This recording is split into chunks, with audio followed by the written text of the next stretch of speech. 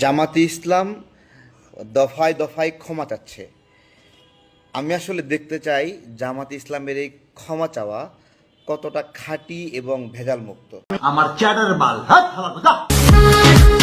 আওয়ামী লীগের যে আইনজীবীরা আছে ওদেরকেও সুযোগ দেন, ওরা ওদের পক্ষে যুক্তি তর্ক উপস্থাপন করবে। আমাদের কাছে খবর আছে এখানে বিচারক জামাতের পক্ষের, আমাদের কাছে খবর আছে এখানে আসামি পক্ষের আইনজীবী সে জামাতের পক্ষের, এখানে সরকার পক্ষের আইনজীবী সেও জামাতের পক্ষের। এইভাবে কোনো বিচার চলতে পারে না। বিচার আওয়ামী লীগের যে আইনজীবীরা আছে ওদেরকেও সুযোগ দেন, ওরা ওদের পক্ষে যুক্তি তর্ক উপস্থাপন করবে।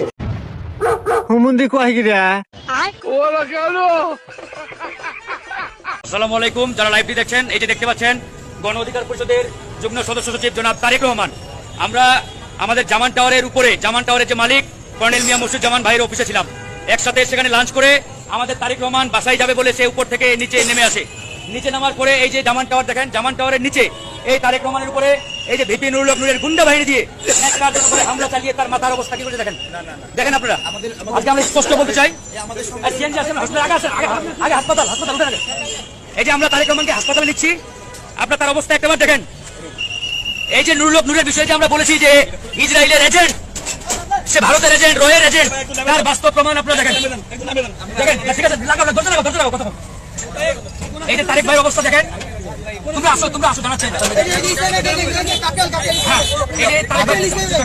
এই যে দেখেন তারেক ভাইয়ের কি অবস্থা করেছে কার্যালয়ের নিচে। যখন আমরা আজকে আমাদের একটি যৌথ প্রেস কনফারেন্স ছিল আমাদের জাতীয় প্রেস ক্লাবে।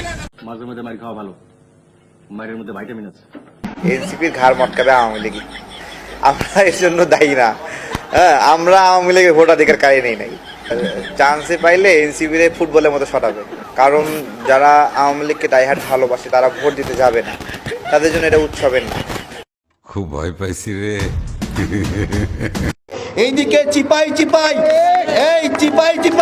শিশির মনির গিয়ে আইজিপি মামুনের কাছ থেকে 1,000 কোটি টাকা চুক্তি করে কি বললা, তাকে রাজ সাক্ষী বানায় নিজেরাই বিচারক, নিজেরাই আইনজীবী, নিজেই আসামি পক্ষ, নিজেই সরকারি পক্ষ। এই ধরনের তাল বাহানার আন্তর্জাতিক অপরাধ ট্রাইব্যুনাল এখন আর চলবে না। পাড়ার পর পাড়া তুই এত বলদ হইছো কামাওলা। এবং ডক্টর ইউনূসকে আমরা বিচারের আওতায় নিয়ে আসবো যদি সঠিকভাবে নির্বাচন না হয়। এই নাটকির ফুলা কয় কি রে? আমাদের সমন্বয়ক ভাইরা মাথা টাথা গরম হয়ে গেছে, দিন যাচ্ছে। এটা হলো ওই যে বলে না কার্তিক মাসের কুত্তা, এরকম হয়ে যাচ্ছে, পাগল হয়ে গেছে। ঠিক আছে, এবং এটা বাস্তবতা। আরো যত সময় যাবে না এরা প্রচুর ফ্রাস্ট্রেশনে ভুগবে এবং হতাশায় পাগল হয়ে যাবে এরা।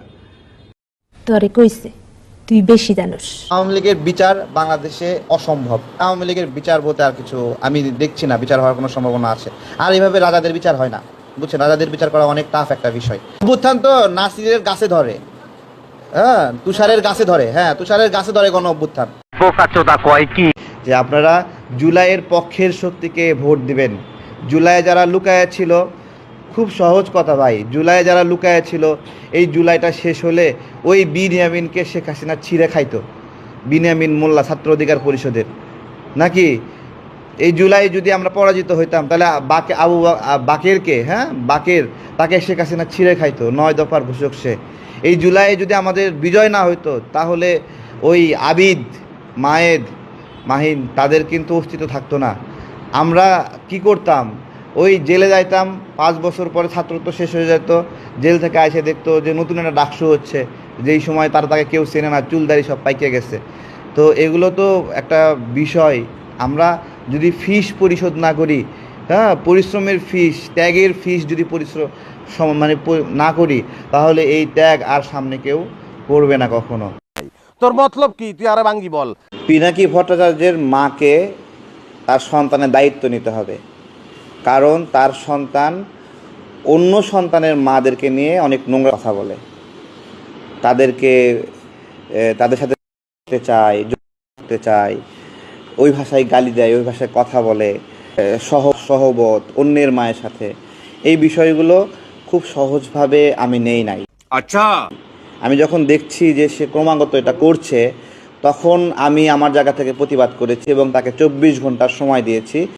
আরে সর্বনাশ 24 ঘন্টার মধ্যে তাকে এই কমেন্টগুলো ডিলিট করতে হবে, এই জায়গা থেকে তাকে সরে আসতে হবে, এবং এটা পিনাকি ভট্টাচার্যের ফ্যামিলির এখন দায়। আচ্ছা, এর কোনো আত্মীয় স্বজন নাই? তাকে নিয়ে আপনারা একটু পাবনা নিয়ে ভর্তি করে দেন। ছাত্র উপদেষ্টা বা উপদেষ্টারা কয়েকজন এত বেশি লুটপাট করেছে, এত বেশি চুরি করেছে, ওরা জানে এমপি যদি না হতে পারে পিঠের চামড়া থাকবে না। ওরা এত বেশি জোট চুরি করেছে, ওরা জানে আবার যদি মন্ত্রী না হতে পারে ওদের সব গোমর ফাঁস হয়ে যাবে। আজকে সেই জন্য দেশকে বিক্রি করে হলেও ওরা আবার এমপি হতে চায়। এখান থেকে আমাদের দলের পক্ষ থেকে শেখ হাসিনার সেন্ট মার্টিন কক্সবাজার বিষয়ে যে নীতি ছিল আমেরিকার বিষয়ে, সেই নীতির জন্য ধন্যবাদ জানাই। এটা বাংলাদেশের সকল সরকারের নীতি হওয়া উচিত, বাংলাদেশের পক্ষে নীতি হওয়া উচিত। সেন্ট মার্টিন ইস্যুতে, কক্সবাজার ইস্যুতে এই জায়গাতে কোনো আপোষ নাই, কোনো বিদেশি শক্তিকে এখানে ঢুকে দেওয়া যাবে না, এটা আমাদের চিকেন নেক। একটা কথা বলি, গোপালগঞ্জে শেখ হাসিনার আওয়ামী লীগের আপনারা যে ফিটনেস দেখলেন না, এই ফিটনেস সারা দেশে ওদের আছে, বিশ্বাস করেন বা না করেন। এনসিপির ভাইরা যে প্রোগ্রাম করতেছেন না 200 মানুষ নিয়ে, ওই 200 মানুষের মধ্যে 100 জন হলো আওয়ামী লীগ। জাস্ট ওদের যদি সিগন্যাল ওরা পায়, জায়গায় আপনাদের ঘাড় মটকায় দেবে। কি বলছিস তুই? এইটা আজকের এইখান থেকে সবচেয়ে আবেদন আমাদের, যে এইখানে হচ্ছে এরকম ঘটনা, এমন বক্তব্য আসছে 71-এর স্বাধীনতা প্রয়োজন ছিল না, 71-এ স্বাধীনতা আপনার হলো সঠিক সিদ্ধান্ত ছিল না, এরকম অনেক কথা অনেকভাবে আসছে। এখন যেরকম বলছে শেখ হাসিনার সরকারের সময়ের কথা, যে আগেই ভালো ছিল। আর এই চেহারা দেখার ব্যবস্থাই হলো এই সিনেমা, নাটক, গান, কৌতুক, এগুলো এই আর কি। আমি চাই শিল্পীদেরকে এই হয়রানিটা বন্ধ করা হোক, যেই হোক। আওয়ামী লীগের পক্ষে কথা বলছে সেই শিল্পীটাও এরকম হয়রানির শিকার না হোক। নিজের ব্যাংকের 600 কোটি টাকা মাফ করে নিয়ে জনগণের উপরে শুল্ক বাড়ায় দিচ্ছেন।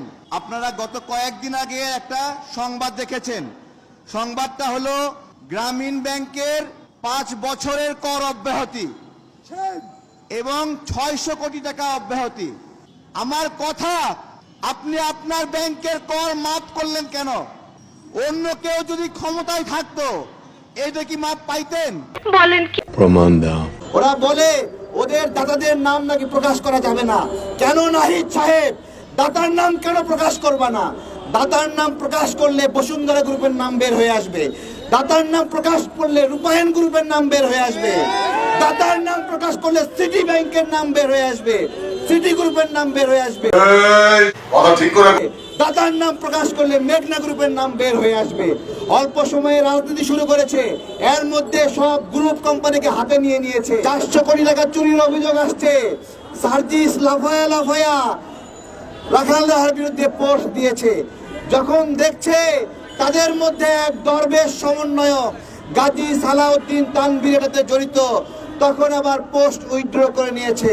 বেশি ফাল পারিস না, এবার জায়গা পাবি না।